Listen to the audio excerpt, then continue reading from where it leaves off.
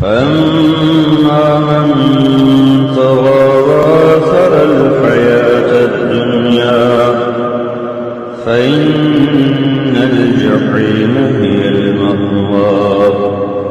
وأما من خاف مقام ربه ونهى النفس عن الهوى فإن الجنة هي المأوى. يسألونك عن الساعة أيان مرساها فيما أنت من ذكراها إلى ربك منتهاها.